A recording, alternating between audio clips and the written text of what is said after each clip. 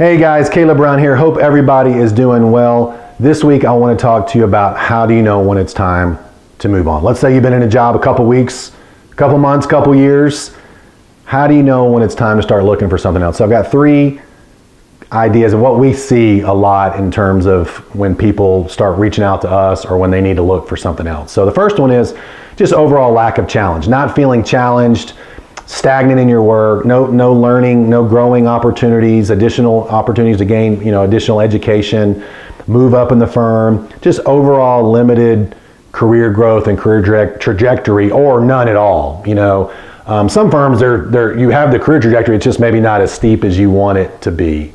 The second one is if the culture changes significantly. So I think it was Roger Daltrey with The Who said, old boss, same as a new boss. Well, a lot of times in mergers and acquisitions, there's a handful of big firms doing this, gobbling up a lot of smaller firms out there. And we know with a couple of firms that once there's a transaction, we're going to be able to recruit people out of there, and or they're going to be calling us because things are changing substantially, whereas the team member really was a good fit, enjoyed it, great career opportunity before, but afterwards, when kind of the new people came in, maybe not as much. So, and then additionally, outside of the M&A, if the mergers and acquisitions, if the direction of the firm substantially changes. So one day the firm owner comes in and says, we're not going to do financial planning and investment management anymore. We're going to do financial coaching, and that's not what you want to do. Or we're only going to do investment management for other RIAs. Or we're not going to manage money anymore. We're just going to do research for firms, or we're just going to provide hourly financial plan, whatever, number of reasons.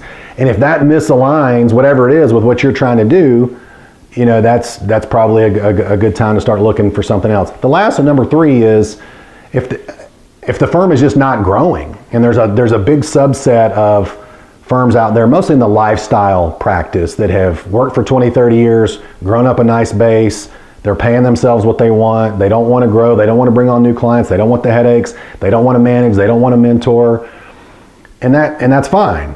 And I tell them, look, you're not going to be able to recruit the top people, and they get that. At least some of them do.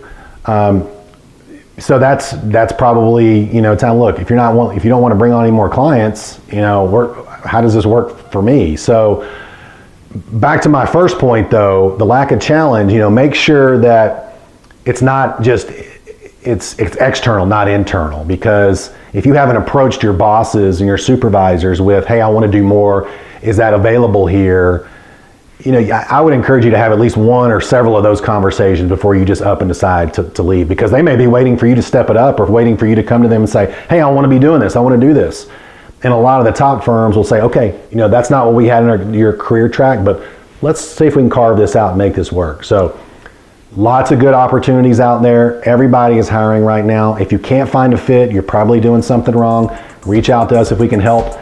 I hope this was useful for you. See you next time. Bye-bye.